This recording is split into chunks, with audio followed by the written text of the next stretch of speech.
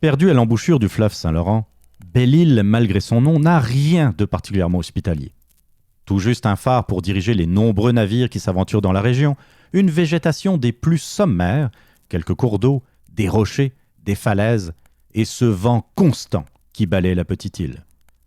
Malgré tout, Belle-Île fut le théâtre d'une incroyable histoire et de notre plus ancien cold case.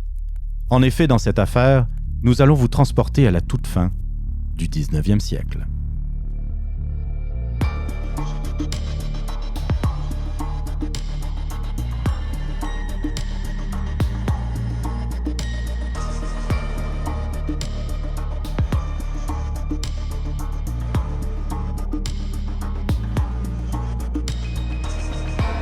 Je suis Annie Richard.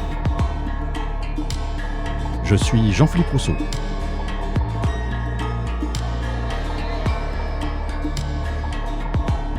Vous écoutez Rétrocrime, le podcast d'enquête couleur sépia.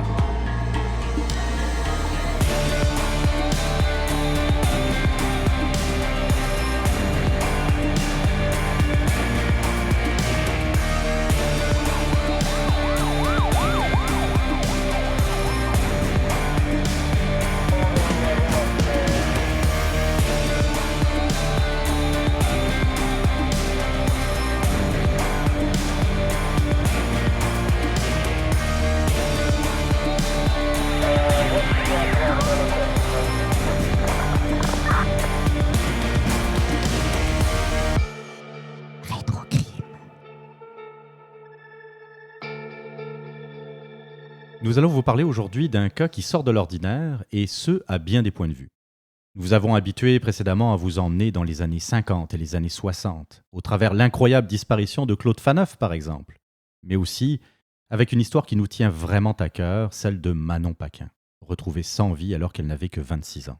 Mais cette fois, nous allons faire un grand bond dans le passé et vous parler du cold case le plus vieux que nous avons travaillé à date, puisque sa découverte remonte à 1902. Mais ce n'est pas tout. Puisque pour expliquer cette affaire, on va devoir vous parler d'un tragique événement survenu en 1899. Et oui. Mais avant cela, Annie, que s'est-il donc passé à l'été 1902? Alors, le 7 août 1902, sur l'île de Belle-Île, dans le détroit de Belle-Île, un certain... Ça, on pourrait dire... Excuse-moi Vas-y. On pourrait dire que l'île de Belle-Île, c'est au nord de Terre-Neuve. Oui. Pas très loin de l'embouchure du fleuve Saint-Laurent. Oui, et ça fait partie du Labrador. Et ça fait partie du Labrador, C'est oui. ça. Donc, il y a un certain Mick Cormack et 3 autres pêcheurs, probablement aguerris, parce que c'est un endroit, on dit, qui est vraiment pour les pêcheurs, là, pas amateurs. Là. Évidemment, de toute façon, c'est une île qui est pratiquement inhabitée, là, ou presque. Donc, ces pêcheurs-là de Terre-Neuve se dirigent là en août, le 7 août, en fait, et découvrent un squelette d'une femme, encore habillée, tout ça, avec ses bottes lacées, le peigne dans les cheveux. Rapidement, ils font le lien avec une femme qui n'a pas été retrouvée parmi les victimes d'un certain naufrage dont on va parler après. Mm-hmm. Cette femme-là s'appelait Madame Bates. Elle était disparue, en fait, depuis 1899 lors du naufrage du Scotsman.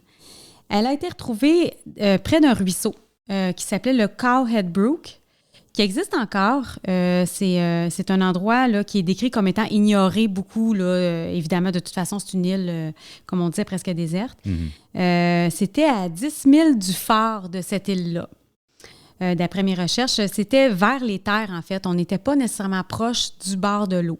Selon Le Soleil, en octobre suivant cette découverte-là, elle aurait été ramenée à l'époque, en 1899 lors du naufrage, par 2 matelots qui s'étaient proposés, 2 matelots du Scotsman, du naufrage.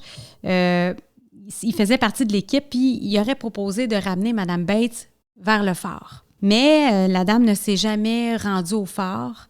Et les rumeurs disaient qu'elle n'avait pas été capable de s'y rendre parce que c'était très escarpé, il faisait froid. Les conditions, évidemment, bon, on va le voir plus tard, n'étaient pas assez épouvantable, oui. Mais déjà, en temps normal, je pense, tu sais, les gens qui connaissent un peu Terre-Neuve là, savent que c'est déjà une région, en général. Toute cette région-là, il beaucoup d'intempéries, beaucoup de tempêtes. Comme tu disais, ça prend quand même des marins aguerris là, pour aller dans ce secteur-là. Donc, il Oui. faut s'imaginer qu'au nord de Terre-Neuve, à Belle-Île, ça doit pas être beaucoup mieux, hein, au contraire même. Donc, C'est une ça doit île être, c'est ça, rocheuse, une île escarpée, exactement, beaucoup de, comment dire, de falaises, hein, autour de falaisée, l'île. c'est ça. Mm. Et ce qui est le plus nébuleux, c'est que le corps de la femme, la dépouille, a été retrouvé à une direction totalement opposée d'où elle aurait dû se trouver si vraiment elle tentait de se rendre au fort Ouais. pour obtenir de l'aide quand ils étaient, en train de sortir de l'épave et attendre les secours. Elle aurait dû se trouver vers une plage de l'Est, plutôt que où ce qu'elle était. Mais là, c'est difficile de visualiser parce qu'évidemment, on essaye, hein, on a essayé tant bien que mal de situer même l'épave, tout ça. On a beaucoup de données dans les journaux. Mais bon, il y a les termes de l'époque, il y a la façon de... Tu sais, il y a aussi les erreurs, la marge d'erreur, parce Tu qu'on te a souviens, du Change millage. Island, on a, Oui, on a c'est ça. trouvé à plusieurs, on va en parler peut-être tantôt, mais il y avait beaucoup de journaux de l'époque qui parlaient d'une fameuse Change Island. Mais en fait, le navire ne s'est jamais retrouvé là. Non, Il y a c'est il y a ça. peut-être eu d'autres navires qui ont envoyé des messages de secours, des messages Exactement. de Des détresse. télégrammes à l'époque, là. Exactement, depuis Change Island, mais c'est pas Mhm. là que le navire s'est retrouvé. Et puis, c'est ça, c'est normal que quelqu'un qui veuille trouver de l'aide sur une île qui est pratiquement inhabitée essaye de se rendre vers le phare, ce qui est inquiétant et ce qui est suspect dans l'affaire de Madame Bates, c'est qu'elle se soit retrouvée aussi loin du phare. Et comme tu dis, Plus dans- vers les terres. c'est ça, dans une C'est ça. direction qui est pas mal opposée. Donc, Mme Bates, c'était une femme de 67 ans qui était dans un état squelettique, évidemment, parce qu'on était 3 ans après l'événement, la tragédie. C'était une femme qui venait de l'Angleterre, mais qui résidait à Pointe-Saint-Charles, à Montréal. Mhm. Bon, il y avait présence de lambeaux de vêtements, elle était encore vêtue d'une robe, une étoffe noire épaisse, des bottes lacées en 3 points de lacets. Elle avait son peigne dans les cheveux, comme je disais, aussi quelques argenteries, quelques articles de toilette non loin d'elle. Elle revenait, bon, évidemment, le bateau revenait d'Angleterre, on va le voir plus tard, avec, c'est là qu'on apprend qu'elle avait un héritage de son père de 200 000 $ avec elle. Donc, ce qui est l'équivalent aujourd'hui de 5 millions de dollars. Donc, cette femme-là, de 67 ans, un peu vulnérable, seule, qui veut se retourner à Pointe-Saint-Charles avec sa fortune, est sur un bateau où, à une époque où le crime n'est pas le même qu'aujourd'hui, où les voyages se font beaucoup aussi par bateau. J'ai réussi à retracer son admission, là, la liste de passagers en partance de Liverpool. Et on l'a en 2e classe, curieusement, malgré la fortune qu'elle avait sur elle, qui représentait d'ailleurs près de la moitié de ce que le bateau valait. C'est ça qui est incroyable, hein? Luxueux un peu. 200 000 $ oui. Qui, comme tu l'as très bien dit, équivaut à 5 millions actuels, qui voyagent en 2e classe. Et puis, comme tu dis, elle avait sur elle la moitié de la valeur du bateau, qui est quand même un bateau, vous allez voir tantôt, on va vous en parler, qui est quand même un bateau d'une bonne taille. Hein? Une bonne taille, c'est ça. Donc, c'est ça. Puis, sur ce registre de passagers-là, ça dit qu'elle possédait que quelques dollars. Donc, ce que moi, je présume et ce que je pense que plusieurs passagers devaient faire à l'époque, qui étaient notables ou qui avaient de l'argent sur eux ou qui étaient reconnus pour avoir de l'argent, devaient soit utiliser peut-être parfois des prête-noms, c'est ce qu'on va voir aussi, ça arrive, ou va mentir sur les avoirs qu'ils ont sur eux pour pas, évidemment, lever le flag, comme on dirait, comme quoi ils ont des sous sur eux puis que ça peut être aguichant, disons, pour certaines personnes. Exactement. Et puis, je pensais aussi à une autre affaire. Puis je me souviens qu'on en avait parlé aussi, toi et moi, quand on a commencé à travailler sur cette histoire. Est-ce qu'il y aurait aussi des problèmes d'assurance? Parce que dans le fond, peut-être qu'à l'époque, ça ne fonctionnait pas de cette façon-là. Là. Mais aujourd'hui, le fait de déclarer des certaines valeurs dans des transports, que ce soit en avion ou dans des voyages, qu'importe les voyages, bon, ben, généralement, on va prendre une assurance parce que, tu sais, à partir du moment où tu déclares une somme, mais bon, encore une fois, là, on parle de 1899, donc il faut rester prudent. Mais là-dessus, je pense que comment dire, le meilleur prétexte pour ne pas déclarer ça, c'est effectivement de rester discret. Surtout, comme on disait, c'est de voyager en 2e classe. Je pense que Mme Bates voulait effectivement passé inaperçu, tout simplement. Donc, Mme Bates est retrouvée le 7 août 1902. Elle est portée disparue depuis septembre 1899 parmi la liste de disparus qu'on n'a pas retrouvés. Mais par contre, elle, ce qui était nébuleux, c'est que c'était pas dû au naufrage, c'est-à-dire qu'elle ne s'est pas noyée. On ne l'a pas retrouvée décédée, donc elle est supposée avoir été secourue par 2 matelots. Et finalement, elle ne s'est jamais rendue au phare. Elle est retrouvée, c'est ça, dépouillée évidemment de ses avoirs. Il n'y a pas rien d'autre avec elle, sauf ses vêtements. Et puis, son fils, James Bates, a corroboré toute la description de sa mère. Donc, c'est sûr que c'est les moyens de l'époque pour identifier quelqu'un. On n'a pas... je pense même pas qu'il y a de fiches dentaires, évidemment, non. Donc, c'est sûr qu'on identifie du mieux qu'on peut avec les vêtements, avec notre jugement de où est-ce qu'elle a été vue la dernière fois, tout ça. C'était une femme d'un avocat, William Arnold Bates, qui, lui, est décédé en 1892, était veuve, donc. Son nom de jeune fille, c'était Mary Sutherland Manson. On n'a jamais pu vraiment authentifier sa mort de façon formelle parce qu'évidemment, comme je disais, c'est l'époque. Mais on dit qu'au moment du drame, il y a 2 hommes, un étudiant d'Harvard au nom de Curtis et un autre garçon au nom de Stickney qui aurait dit qu'elle était décédée. Il aurait été mis au courant du décès de la femme apparemment par les 2 matelots qui étaient supposés de l'aider, qui ont dit elle est morte de froid. Elle n'a pas été capable de grimper, elle n'a pas été capable évidemment de se rendre, tout ça. Mais ces 2 hommes-là, ils étaient avec elle, seuls avec elle, donc on ne peut pas avoir... Ouais. Ils ont été questionnés, mais comme il n'y avait aucun avoir de cette femme-là sur eux, ils ont été relâchés de cet interrogatoire. Par la suite, c'est là que dans nos recherches, moi puis Jean-Philippe, on voulait en savoir le plus possible sur notre cold case le plus vieux, qui est Mme Bates. Et on a décidé de rejoindre Marie-Jo Gauthier-Bérubé, qui travaille comme archéologue subaquatique et terrestre à l'Institut de recherche historique maritime et archéologique subaquatique. Je ne sais pas si je l'ai dit comme faux, mais d'après moi, ça devrait être pas si pire.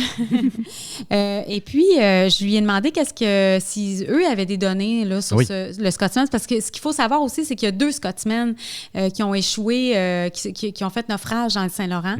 Si on peut dire le Saint-Laurent dans le détroit de Belle-Île, je ne sais pas si on va dire ça.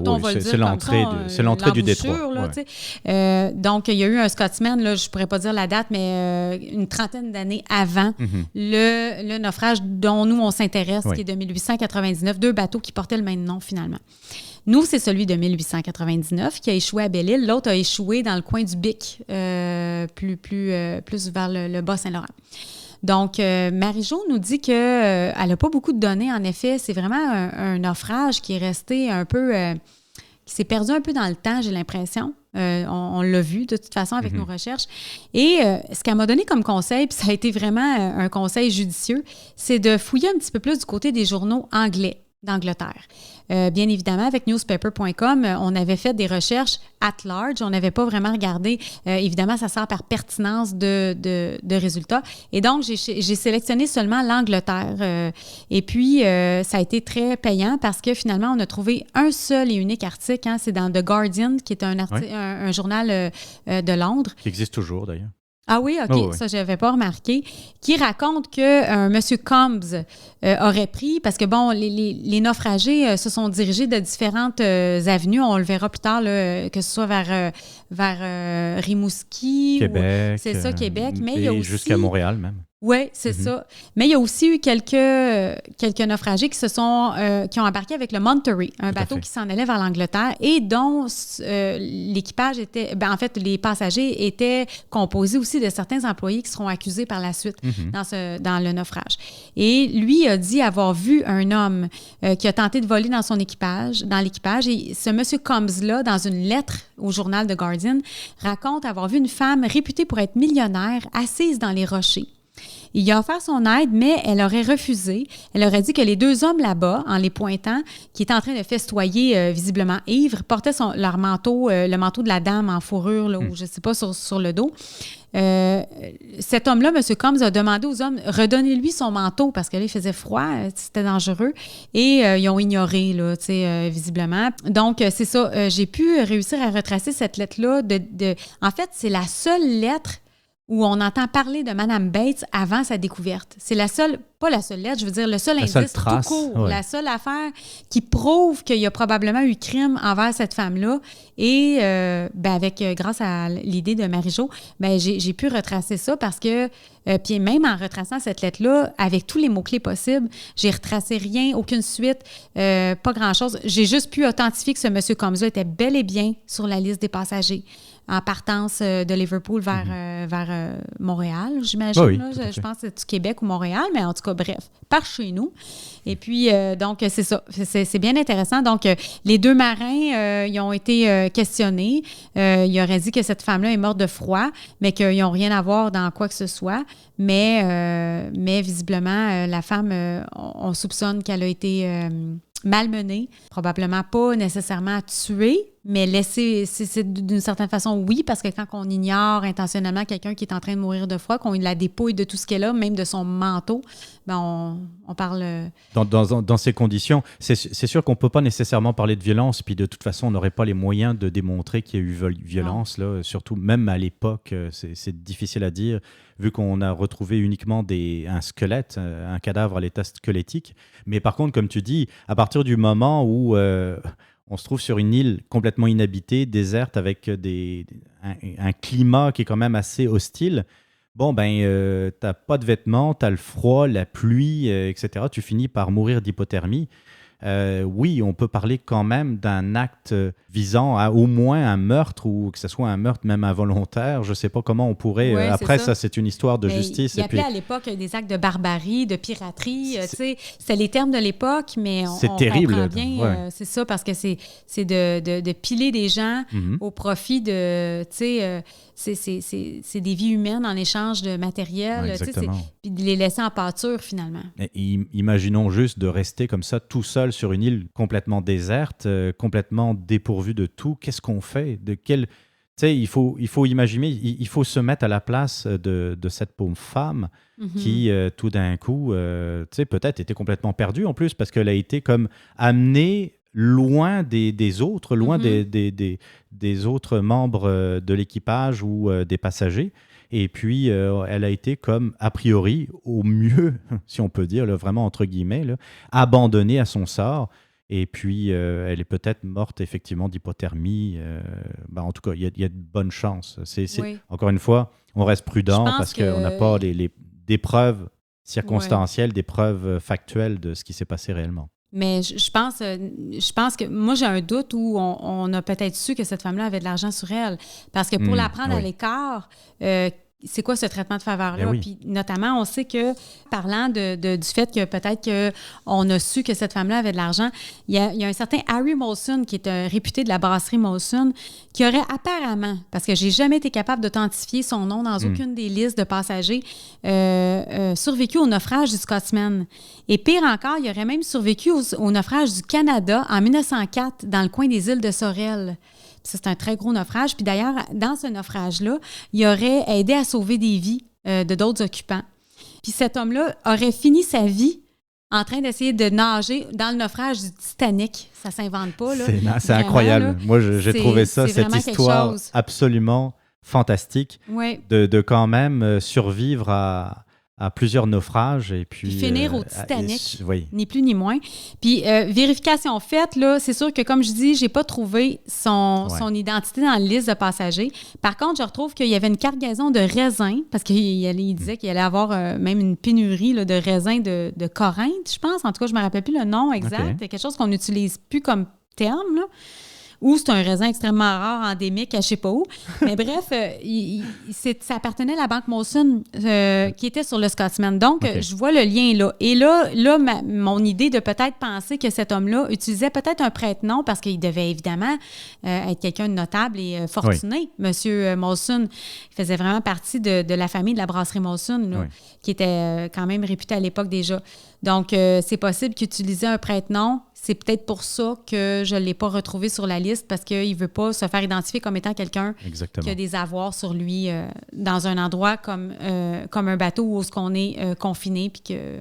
Oui, tout à fait. Et puis je trouve ton idée très, très intéressante à partir du moment où, justement, Mme Bates se fait accompagner par 2 marins à l'écart pourquoi accompagner comme ça une femme à Oui, l'écart c'est de ça. rien du tout? Elle était de deuxième Tu sais, classe. de deuxième c'est ça. classe. Et puis, tu sais, moi, je me souviens qu'on en avait parlé un peu, c'est que malgré le fait que certaines personnes, puis ça peut se comprendre, même aujourd'hui, ça peut se comprendre, qu'on veuille rester discret par rapport à de l'argent qu'on peut avoir, à des biens. Tu sais, on fait attention, veut pas, même aujourd'hui, on fait attention si on voyage et qu'on a des équipements électroniques de valeur, par exemple, on fait attention. Alors à l'époque, je me disais aussi que à partir du moment où on passe quelques jours comme ça sur un bateau, où on est au contact toujours du même monde, de l'équipage et tout ça, même si on veut rester absolument discret, je me demande dans quelle mesure ça finit pas quand même par se savoir. Parce que, tu sais, il y a une forme d'intimité quand même. On est dans sa cabine, on sort de la cabine pour aller sur le pont, pour se balader, pour profiter. C'était quand même... comment dire, c'était pas l'hiver, c'était quand même la fin de l'été, comment dire, lorsque est arrivé le naufrage, donc il devait quand même peut-être avoir une température quand même relativement bonne entre Liverpool et puis Belle-Île. Mais je me dis, à un moment donné, même si tu veux être discret, il y a peut-être aussi des indices, il y a peut-être des gens qui finissent par voir, ouais, elle a l'air d'avoir de l'argent finalement. Tu sais, elle est en deuxième classe, En mais... fait, M. Combs l'a dit, hein, réputée pour être millionnaire, la femme. c'est Donc, ça. si M. Combs le savait, des voyous ou parce que, bon, on peut peut-être en parler là, mais Oui. il y avait sur ce bateau-là des gens qui étaient des nouvellement employés Oui, exact. parce qu'il y avait une grève de chauffeurs de fournaise, qu'on peut dire. Oui, on Je pense peut que c'est appeler ça de même. Parce que c'est ça, à l'époque, c'était des bateaux à vapeur. C'est un peu comme dans le Titanic, on se rappelle des grosses chaudières de charbon. Puis, tu sais, donc, c'était surtout, quand on dit des matelots qui ont été accusés, c'était surtout des chauffeurs de fournaise. Puis d'ailleurs, on a eu une ambiguïté parce que ça disait beaucoup des firemen. Puis je pensais que c'était des pompiers. Innocemment, puis je me disais, mon Dieu, mais il y avait donc bien des pompiers méchants sur ce bateau-là, mais que faisaient tous ces pompiers-là? Finalement, fireman étant pas firefighter, surtout dans ce temps-là, aujourd'hui, fireman pourrait vouloir dire aussi pompier, mais dans ce temps-là, on parlait vraiment de chauffeurs de fournaise. C'est ça. Plus souvent, même dans des hôtels, partout, c'était ça la manière d'alimenter. Exactement. Il fallait rentrer le charbon dans les fours. Là. Excusez si j'emploie pas les bons termes. Oui, parce que là, on n'est pas vraiment des spécialistes. Non, les moteurs à vapeur. Mais on se souvient que ce soit des documentaires ou des films qui parlent souvent du Titanic, parce qu'il faut bien l'admettre. C'est ça. C'est le navire à vapeur le plus connu, et puis c'est une usine à l'intérieur, en termes de nombre d'employés, en termes de personnel. Et donc, à l'époque, il fallait rentrer le charbon, et puis il fallait que ça soit jour et nuit. Donc, il y avait une grève à cette époque-là. Hein? Exact, donc, à Liverpool. Ce qui est même émis dans certaines théories, pas théories, mais en fait des allégations, ou en tout cas des choses qui ont été dites dans les journaux qu'on ne peut pas authentifier nécessairement, c'est qu'il y aurait peut-être même des anciens détenus qui auraient été employés, parce que là, ils sont pris de court, il y a une grève de gens qui font ce métier-là et qui, là, doivent être remplacés à la toute dernière minute. Oui. Donc, on fait affaire à n'importe qui. Il y aurait eu des anciens détenus là, à travers ça, des anciens criminels. Donc, ça peut expliquer certaines choses. Puis, de toute façon, en 1899, là, puis on va y venir, justement, à ce voyage. Exact. En 1899, comment vous faites pour aller retrouver le pédigré, j'allais dire, ou en tout cas les casiers judiciaires, comme on dirait en France, ou les plumitifs criminels, pour savoir si les gens que vous allez engager ont fait de la prison ou pas? C'est pas évident. Alors, le Scotsman. Le Scotsman, qu'est-ce que c'est? D'abord, comme on l'a dit, c'est un navire à vapeur. Pour vous faire une petite comparaison, parce qu'on en a déjà parlé à plusieurs reprises, on a fait la comparaison un peu avec le Titanic. Alors, poursuivons un peu pour donner, parce que tout le monde connaît le Titanic, on n'a pas besoin de le présenter, pour donner un peu un ordre de grandeur du Scotsman par rapport au Titanic. Alors, le Titanic, c'est à peu près 882 pieds. Bon, ça, c'est pour nos amis français, c'est 269 mètres de longueur. Alors, 882 pieds, et pour faire la comparaison avec le Scotsman, lui, c'est 470 pieds. Bon, on va faire ça simple, c'est à peu près la moitié de la grandeur du Titanic. À l'époque, le Titanic, c'était quand même le plus gros bateau de l'époque, même si aujourd'hui, la taille est assez ridicule. Mais pour l'époque, quand même, la moitié d'un Titanic, c'est quand même pas rien. C'est un bateau qui a été construit à Belfast en 1895. Donc ça, c'est quand même relativement peu de temps avant le naufrage. Et il faisait régulièrement la route entre Liverpool et puis, comme on l'a dit, le Québec. Alors que ce soit Québec ou Montréal, ça n'a pas d'importance, mais il traversait l'Atlantique régulièrement. Comme on l'a dit, le problème au départ de Liverpool, ça c'était le 15 septembre 1899, le problème, c'est la grève.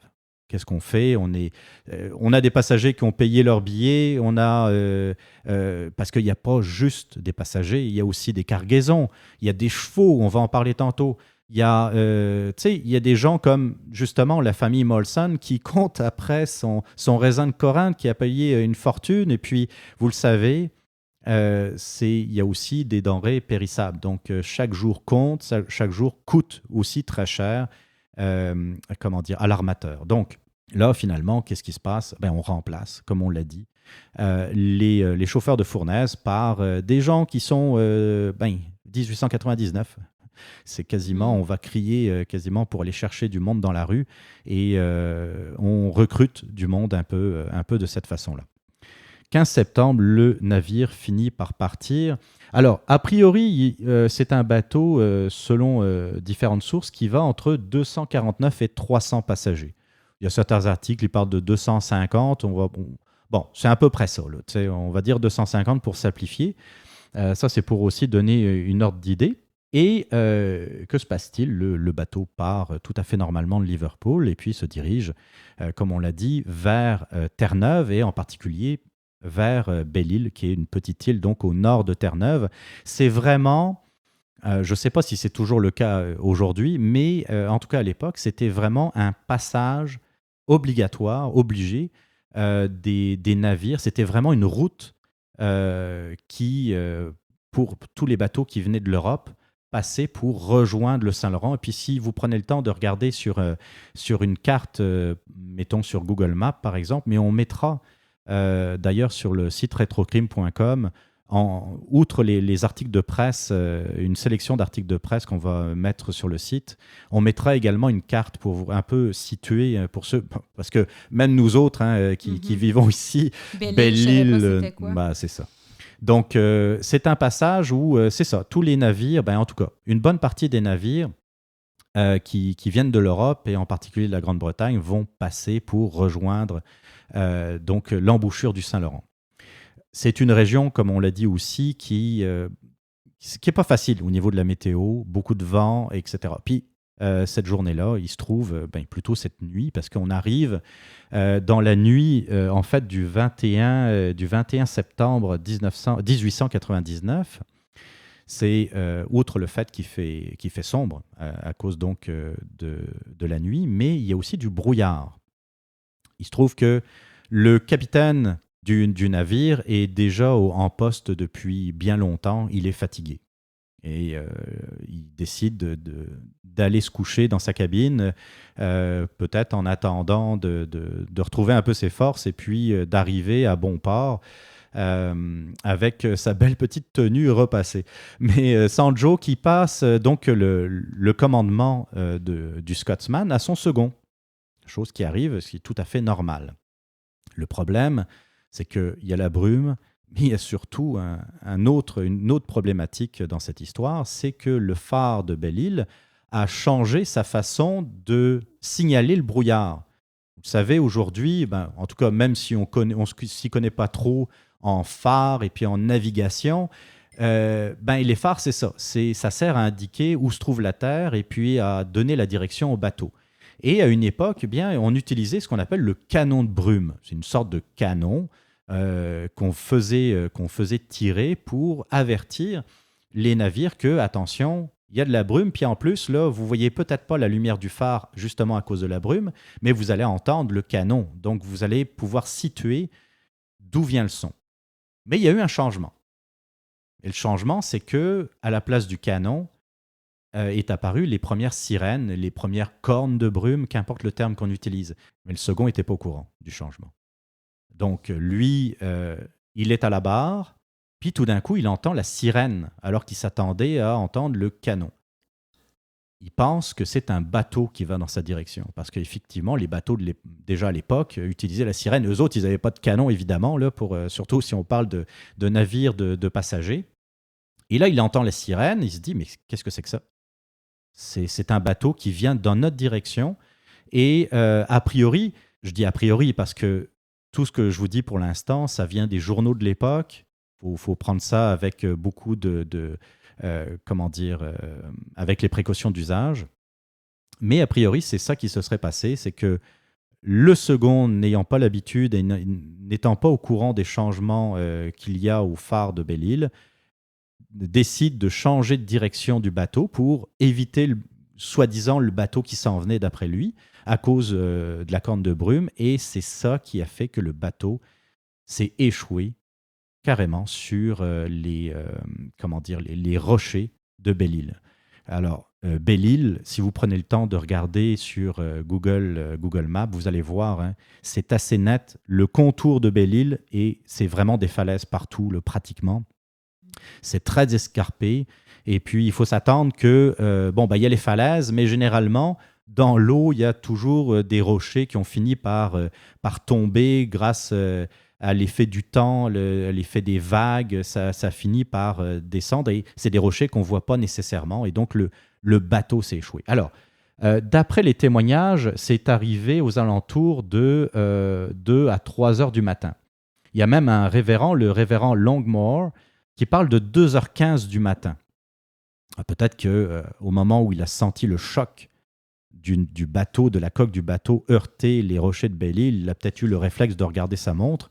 Et c'est pour ça qu'on a autant de précision de sa part. Mais on va dire entre 2h et 3h du matin, les passagers entendent un gros craquement, un gros bruit de coque qui se déchire. Et évidemment, quand on parle de 2 à 3 heures du matin, c'est que tout le monde dort. Tout le monde, d'un coup, se réveille à cause du choc, à cause du bruit. Il faut se mettre à la place de ces gens-là. Ils sont en pyjama, ils sont en robe de nuit, ils sont couchés. Tout d'un coup, il y a ce choc, c'est la panique. Les passagers sont peu vêtus, ils sont parfois même pieds nus et sortent dans les couloirs pour essayer de rejoindre le pont. Et dans des conditions qu'on s'imagine, c'est-à-dire c'est la panique totale, les gens quasiment se marchent dessus, là, j'exagère un peu, mais à peine. Et pour rejoindre surtout les chaloupes de sauvetage, parce qu'on se dit, qu'est-ce qui se passe? C'est peut-être justement un naufrage. Et donc, c'est la grosse panique. À un moment donné, on commence à percevoir d'ailleurs le chaos et puis ce qui va s'en suivre avec l'équipage. Là, on va y venir. Il y a eu d'ailleurs une première chaloupe de sauvetage oui, tout à fait. Qui a été chavirée, qui a entraîné la mort de ses occupants, c'est-à-dire 12 à 15 personnes, selon le Courrier du Canada à l'époque, sous les yeux des autres passagers, parfois même la famille qui ont vu ces gens-là se noyer devant eux. Donc là, ça a mal commencé déjà. Ça a très, très mal commencé. Il y a d'autres passagers qui ont voulu rejoindre leur cabine pour aller chercher des choses, que ce soit des vêtements ou peut-être des objets de valeur. Et c'est là que commence aussi l'autre partie du drame, parce qu'on vous a beaucoup parlé de Madame Bates, parce que c'est vraiment, pour nous, c'est le cold case qui nous intéresse particulièrement. Mais il faut dire que c'est un enchaînement de problèmes par rapport au naufrage du Scotsman. C'est-à-dire que là, on voit l'équipage agir d'une certaine façon. C'est ça. Là, on voit l'équipage aller quasiment à l'opposé de la sortie des passagers. Les passagers qui essayent de sortir de leur cabine pour rejoindre le pont du Scotsman, et pendant ce temps, vous avez certains membres d'équipage qui vont à l'inverse, qui rentrent dans le bateau. Mais pourquoi faire, finalement? Pourquoi rentrent-ils dans le bateau? Pourquoi? Et puis, on a des témoignages toujours dans les journaux de l'époque où ils sont prêts à pousser, à malmener les passagers pour se faire de la place. À même aller jusqu'à enlever les bagues dans les doigts des personnes qui étaient sur le point de mourir ou même qui étaient décédés. Puis ces gens-là, ces matelots-là vont dire plus tard que c'est parce que de toute façon, il fallait sauver de l'équipement, il fallait sauver des choses, il fallait aussi se prémunir de vêtements. Fait que c'était facile de dire, dans la panique... C'est délicat, ouais. On voulait s'assurer. D'ailleurs, justement, dans la panique, je pense qu'il y a eu des chevaux qui ont été abattus. Oui.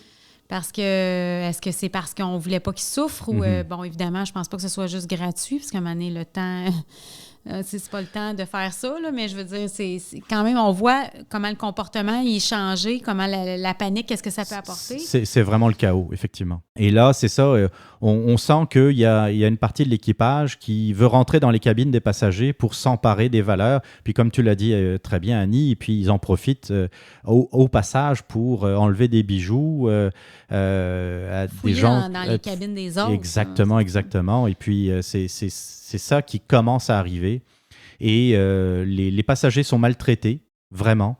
Et puis, ils sont dépouillés, pillés par une partie de l'équipage. On va dire une partie de l'équipage, a priori, même si vous allez voir, c'est très difficile de chiffrer le nombre de membres de l'équipage qui ont participé à ce pillage. Alors, là, ce qui se passe, c'est que le navire n'est pas en train de couler. Il est échoué, sur les rochers de Belle-Île, à proximité d'une des falaises de Belle-Île. Alors, comme l'a très bien dit Annie, première étape, on met une chaloupe, ça se passe très mal. La chaloupe se renverse et puis les occupants meurent sous les yeux de... bébé, là, c'est ça. Ah, c'était terrible. Généralement, d'ailleurs, comme le dit l'adage, c'est souvent les femmes et les enfants d'abord. Donc, il faut s'imaginer que sur ce genre de chaloupe, il n'y avait pas d'hommes, tu sais. Il y avait quand même 10 000 à marcher aussi pour se rendre au phare. Peut-être pas pour se rendre à l'île, là, parce que c'est évidemment qu'il n'était pas accosté à ce point-là, mais ça reste que... Parce que s'il y avait une chaloupe à prendre, on s'entend, mais comme on dit, c'est une île qui est un rocher, puis un énorme rocher, donc c'est sûr qu'au fond de l'eau, il y a de la roche, puis c'est là que le bateau s'était raflé. C'est ça. Et d'ailleurs, on ignorait un peu la localisation exacte du bateau. C'était la nuit, c'était de la brume à l'époque où il n'y avait pas de GPS, où il n'y avait pas de balise Argos. C'était vraiment, c'était la carte, le crayon, et puis on traçait des lignes avec la boussole. T'sais. Donc là, ça a pris quand même un certain temps pour les marins de voir exactement où ils étaient rendus. T'sais. Et puis en pleine nuit, c'était difficile. Il a fallu attendre un certain temps. D'un autre côté, vu que les chaloupes, ça ne marchait pas et vu que le navire était quand même à proximité de la terre, et puis comme tu l'as dit, à proximité, mais il fallait quand même se rendre et puis ensuite marcher, ils ont utilisé des cordages. Et donc, on a vu ce qui a été décrit à l'époque, bien entendu. On a vu des passagers, au fur et à mesure, descendre le long des cordages. Imaginez, là, descendre le long de la coque d'un bateau échoué. C'est là que je parlerais de témoignages de souffrance endurée, si ça ne te dérange pas, Jean-Philippe, parce ça que me dérange, je trouve que ça se épouvantable. prête bien, parce qu'on parle justement des cordes. Les cordes étaient tellement gelées que ça brûlait les mains. Les gens avaient les mains lacérées. Il y avait 10 000 à marcher, évidemment, pour se rendre au phare. Apparemment qu'il y a des gens, ça, c'est des témoignages qu'on retrouve dans La Patrie, dans le Canada, ou encore même dans deux gazettes. On parle de gens qui priaient pour mourir, qui perdaient conscience de fatigue, de faim, de froid. Parce qu'évidemment, dans les gens qui sont décédés, c'est pas juste ceux qui sont tombés de la chaloupe, mais aussi des gens qui sont décédés en tentant de se rendre au phare. Il fallait grimper entre 200 à 700 pieds de hauteur, les rochers. On voit d'ailleurs dans le San Francisco Examiner, plus tard, quand ils ont retrouvé le corps de Mme Bates, des croquis que des journalistes, des illustrateurs, en fait, ont fait pour le journal pour montrer à quel point c'est escarpé, là, c'est vraiment... il y avait aussi une troupe de théâtre qui était là. C'était une troupe de théâtre là, pour un film muet de 3 minutes, mais qui était super populaire à l'époque. Il y avait aussi, il faisait une tournée pour représenter ce film-là. Et il y avait des acteurs. D'ailleurs, il y en a un qui est décédé là, dans les victimes, qui raconte là, que des brutes, là, des gens, ils appelaient ça des brutes, évidemment, les termes de l'époque, qui ont enlevé des anneaux aux doigts, qui arrachaient les avoirs de tout un chacun. C'est ça. Donc, les gens entendaient les cris horribles des passagers qui sont restés dans l'épave et qui finalement ont sûrement connu une mort, soit par hypothermie ou soit par noyade. Donc, c'est ça. Il y aurait eu 14 décès, mais ça, c'est ce qu'on dit en 1899 et j'imagine qu'on ne comptait pas Mme Bates, qui était supposée d'être rescapée par 2 matelots. Donc, possiblement là, une quinzaine de personnes minimum, parce qu'on n'a jamais vraiment retracé, on n'a jamais su le nombre exact de passagers. On a retrouvé, par contre, en généalogie, les listes de passagers, mais est-ce que vraiment ces gens-là ont tout été retracés? Parce que tu vas sûrement embarquer là-dessus, Jean-Philippe, les gens ont été dispersés de part et d'autre parmi les naufragés. C'est ça, et c'est là où ça devient, c'est pour insister sur le côté terrible de ce que les passagers et l'équipage, on va dire la bonne partie de l'équipage, c'est que ce calvaire a duré 4 jours. Ils sont restés 4 jours sur cette île, sans nourriture, bien évidemment, parfois, comme on l'a dit, avec des habits de nuit, pieds nus, dans un état. Puis on y reviendra, on peut même en parler maintenant, c'est-à-dire que lorsqu'on a vu une partie des passagers débarquer, que ce soit à Québec, Montréal, certains étaient quasiment nus. Il n'y avait pas grand-chose sur eux, ils étaient pieds nus, ils étaient blessés, ils avaient des tas d'égratignures. Donc, ces gens-là sont restés 4 jours avant d'être secourus. Et ils ont été secourus, pas par un seul bateau, mais ils ont été secourus par plusieurs bateaux, dont le Montfort. Ce n'est pas le seul, mais c'est le bateau... Le plus important. C'est ça, on en a beaucoup, on a un certain nombre de traces dans les journaux de l'époque, du Montfort. Et donc, ce qui fait que, comme tu l'as très bien dit, dans le fond, il y a une partie de l'équipage s'est retrouvée à différents endroits, une partie des passagers s'est retrouvée à différents endroits. Le Montfort, en fait, aurait ramené presque la majorité des rescapés. Il y en aurait eu 50 environ qui ont été ramenés par le Gresham. Oui. Puis, mais ce qui est intéressant avec le Montfort, c'est que le capitaine, qui semblait être un amour, là, selon ce qu'on lit, aurait même télégraphié au chef de police de Québec de faire arrêter au plus vite les marins du Scotsman sitôt arrivés à Québec. Fait que lui, là, il avait vu neiger avant. Fait qu'il s'en est rendu compte assez rapidement du mauvais comportement de ces matelots-là. Exact. Et puis, tu parles du Montfort et puis du capitaine de l'équipage du Montfort. Imaginez les gens du Scotsman qui sont récupérés, sauvés par le Montfort, qui leur offre des couvertures, qui leur offre de la nourriture. Il se trouve que dans l'état de pauvreté absolue, de dénuement absolu des équipages, des passagers plutôt, du Scotsman dans le Montfort, ils ont quand même trouvé le moyen de faire une quête, d'aller chercher de l'argent là, pour le donner à l'équipage du Montfort, pour les remercier de l'accueil. Moi, quand j'ai lu ça, là, j'étais admiratif, mais aussi, tu sais, c'est tellement touchant. Ils n'ont plus rien, ils ont tout perdu. En tout cas, tout ce qu'ils avaient avec eux sur le Scotsman. Puis pour remercier les gens du Montfort, on fait un tour, là, on fait passer un chapeau, mettons, là, pour ramasser le peu d'argent qu'ils avaient avec eux.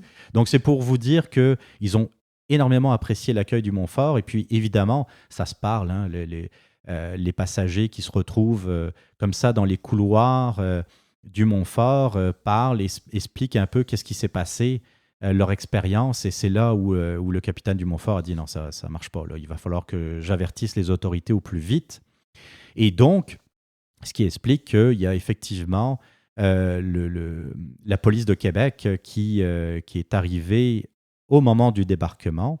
Et là, on peut parler aussi des rumeurs qui disent que certains marins, voyant la police sur le quai, se seraient peut-être débarrassés de certains effets qu'ils avaient avec eux. En effet, on s'en est parlé. Hein? Apparemment, qu'ils auraient jeté au port de Québec des avoirs de ce qu'il y avait. Un peu pogné les culottes à terre, comme on dit. Là. On s'est dit justement, c'est fou ce qu'il doit avoir si on fait une plongée dans le port de Québec où il y a le petit Champlain et tout ça. Ça doit être fou ce qu'il doit avoir dans le fond de l'eau, hein, dans ces coins-là. J'imagine qu'il y en a qui le font peut-être des fois des plongées là. Remarque que ça ne doit pas être évident parce qu'il y a quand même une activité dans ce coin-là. Mais donc, c'est ça. Il y a eu en tout, là, bon, c'est dur à dire parce qu'évidemment qu'on est obligé de se fier à des articles de journaux. De 1899. Oui, c'est ça, de 1899. Il y aurait eu de 23 à 33 hommes. En fait, il y a eu, je pense, 33 hommes arrêtés. Mm-hmm. Mais il y en a eu 23 qui ont été, disons... Interrogés? Non, 33 d'interrogés et 23 d'accusés, admettons, d'arrêtés là, en marge de l'affaire.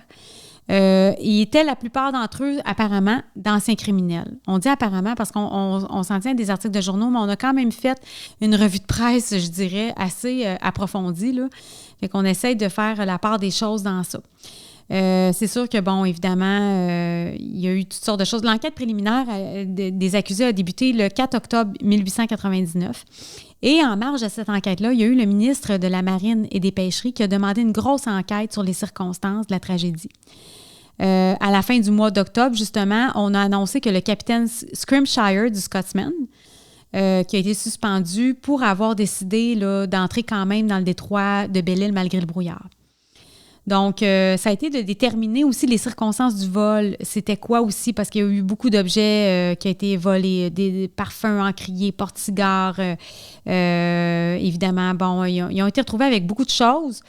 Et c'est de voir à qui appartenaient ces choses-là, tout ça. Pour nous, je pense, puis pour sûrement à l'époque, parce que les rumeurs, ça continue comme quoi c'était un acte de barbarie, de piraterie. Pour moi, en tout cas, c'est assez évident qu'il y a assez de témoignages pour montrer qu'il s'est passé quelque chose, mais bon. C'est ça, il y a beaucoup de témoignages. Qu'est-ce qui était prouvable? C'est ça. Comment déterminer que mettons, la boîte de bijoux ou quelconque objet que tu as... Est-ce qu'ils voulaient vraiment sauver le stock? Parce que c'est ce qu'ils ont dit, c'est ce qu'on disait, c'est ça. Oui, on voulait sauver. Et puis le problème aussi, c'est que la personne, le propriétaire, il est où? Oui, c'est ça. Il est tué à Montréal, à Québec, à Rimouski, il est retourné en Grande-Bretagne. Il y a certains matelots qui ont mal agi, qui se sont rendus à Londres. Donc, c'est sûr que là, on perd la trace un peu. On ne sait pas, on n'a pas de suite sur ça. Donc, parmi les 23 hommes qui ont été retenus comme étant... accusés ou suspects là, dans l'enquête préliminaire. Je crois qu'il y en a 8 qui sont restés vraiment accusés là, dans ça. Et début novembre, le juge Choquette les a acquittés. Selon lui, ils n'ont pas voulu voler la marchandise. Ils ont probablement voulu la sauver. On annonce le 10 novembre que tous les matelots sont libres et acquittés. Selon le juge Choquette, ils ont suffisamment été punis de toute façon en étant emprisonnés durant le temps. Incroyable. C'est-à-dire de 20 disons pas 21, mais du moment où ils sont arrivés au port. C'est ça, jusqu'au 10 novembre. Ça devait pas... C'est sûr que c'était pas le 21, c'était au moins le 25, puisque ils ont été récupérés 4 jours après. Ensuite, le temps d'arriver, mettons, quelques jours, mais c'est sûr que, oui, ils ont dû passer un peu de temps en prison. Oui, un petit peu de temps. Pas longtemps. Donc, il n'y a eu aucun procès, parce qu'en marge de cette enquête préliminaire-là, qui n'est pas un procès, on s'entend, qu'on essaie de faire la preuve, tout ça, ils ont été acquittés. Donc, on n'entend plus jamais parler du Scotsman dans les journaux à partir de cet acquittement-là, jusqu'à la découverte de Mme Bates, qui est notre cold case le plus ancien jusqu'à maintenant, Jean-Philippe. C'est incroyable. Mais malgré cet acquittement-là, les rumeurs de pillage et honté, tout ça, ont continué à circuler, mais pas dans les journaux. Là, on s'entend, on s'en doute parce que quand l'histoire de Mme Bates est arrivée, c'est la découverte de son squelette. Et là, on parle, là, tout d'un coup, on raconte vraiment à quel point il y a eu beaucoup d'actes de barbarie. On le savait parce que ça a été nommé, c'est pas pour rien qu'ils ont été arrêtés. Mais avec la découverte de Mme Bates, bien là, ça s'authentifie un peu plus. C'est ça, puis ça aurait dû prendre une autre tournure parce que à partir du moment où on retrouve un corps squelettique bien loin de l'endroit où il aurait été supposé se trouver, il me semble que normalement, on fait une enquête un peu plus sérieuse. Exactement, c'est ça. Mais malgré le fait qu'on en a beaucoup parlé là, dans les journaux à la découverte de Mme Bates, surtout dans le San Francisco Examiner, où ce que vraiment, ils n'ont pas été avec le dos de la cuillère. Là, c'est vraiment avec des croquis qui montrent des actes là, de piraterie, à quel point cette femme-là a dû subir une atroce faim, à quel point ça a été épouvantable. Malgré ça, on ne voit pas de suite je pense qu'on n'a pas localisé ces hommes-là. Évidemment, apparemment la plupart des ex-détenus, sont mobiles. C'est des gens souvent qui vont pas... Est-ce qu'ils avaient donné leur vrai nom en plus? Oui, c'est une époque d'alias encore plus que jamais, là, j'imagine. Et puis, monsieur Combs, qui est comme le témoin principal de cette affaire, lui, il n'aurait pas pu nécessairement identifier formellement les deux marins aussi qui l'accompagnaient. Donc, c'est ça qui est terrible dans cette histoire, c'est que cette femme est morte toute seule, puis que, oui, même si on a de gros doutes, même si on imagine très bien qu'elle a été mise à l'écart pour se faire dépouiller, comment vous faites? Il y a un témoin qui est un passager. Il ne connaît pas les membres d'équipage, c'est certain. Surtout si on parle de personnes qui travaillent dans la fournaise, parce que c'est des gens, tu sais, autant des membres d'équipage qui travaillent sur le pont, qui vont régulièrement, qu'on voit régulièrement se balader dans le bateau. On est capable de plus ou moins les identifier avec le temps, mais les gens qui travaillent comme ça dans la cale, près des moteurs, c'est beaucoup plus difficile. Oui. Puis justement, après ça, non seulement on n'a plus entendu parler du Scotsman ni de Mme Bates, par contre, la même année, on a entendu parler de l'identification de l'épave, parce que ça, c'est intéressant aussi.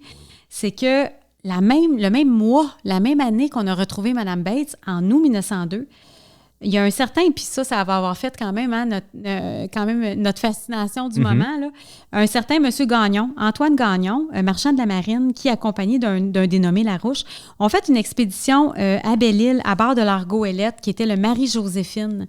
Goélette qui aura servi à faire la recherche de plusieurs épaves du Saint-Laurent. Ils sont partis 7 semaines de temps là-bas à la recherche, dans le fond, de l'épave du Scotsman. Ce qu'ils ne savaient pas, c'est qu'il était juste un peu avant la découverte, probablement, là, du corps de Mme Bates. C'est une expédition qui n'était pas évidente, apparemment. Il y avait beaucoup de vent, brouillard. Évidemment, ça a l'air d'être le lot de cet endroit-là.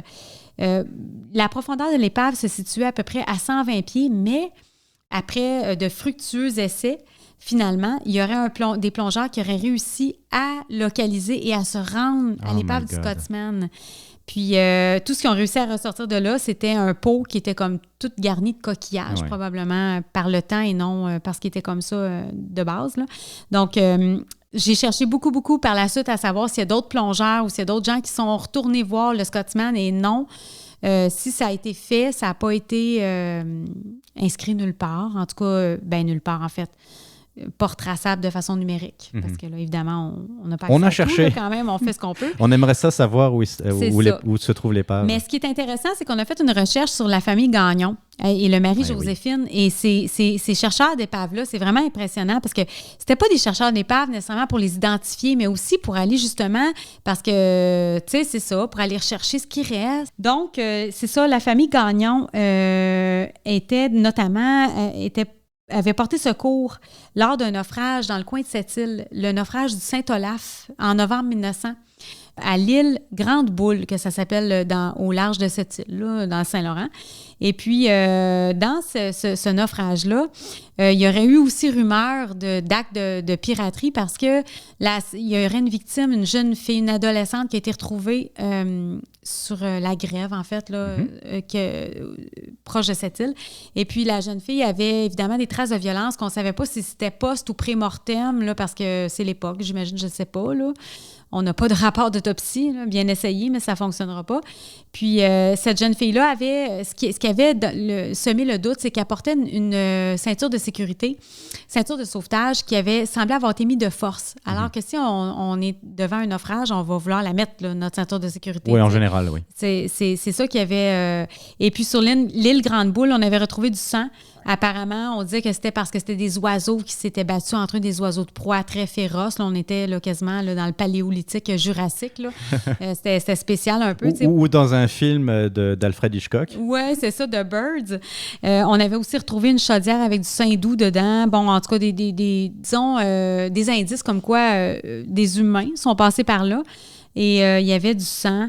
mais on n'a jamais été capable. Il y avait aussi rumeur qu'il y avait des gens à cette île qui se promenaient avec des avoirs, des gens du Saint-Olaf, mais ça n'a jamais été, évidemment, ça reste des rumeurs. Nous-mêmes, on se l'accorde, là, c'est pas il n'y a rien qui permet d'étayer ça. C'est ça. Donc, il allait aussi chercher des cargaisons, tout ça. Donc, les frères Gagnon, qui venaient du Bic, dans le coin de Rimouski, étaient des chercheurs d'épaves et de cargaisons et aussi sauveteurs.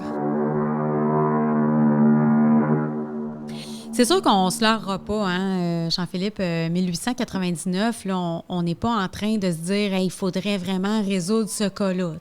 On aimerait ça en même temps, mais bon, il faut être réaliste. C'est ça. Comme je dis souvent, ce serait capillotracté, très tiré par les cheveux. Hein? Mais par contre, on est très attiré par ça parce que c'est notre plus vieux cold case. On l'a dit, c'est notre plus vieux. C'est sûr qu'on ne pense pas résoudre ça. Par contre, si on trouve quoi que ce soit, parce que je suis quand même sur la trace, mine de rien, de ces gars-là qui ont été arrêtés. Puis le fameux M. Combs qui a osé écrire une lettre à The Guardian. Donc, c'est sûr que s'il y a de la nouveauté, parce que ça se peut que j'en trouve, on en trouve tout le temps un peu. On est toujours surpris, oui. C'est ça. Ça va être sur le site de retrocrime.com ou sur la page Facebook de Rétrocrime parce que, d'ailleurs, récemment, on a mis, je suis allée visiter la cour et le garage, le garage naturel à bateau de Claude Faneuf, on l'a rajouté.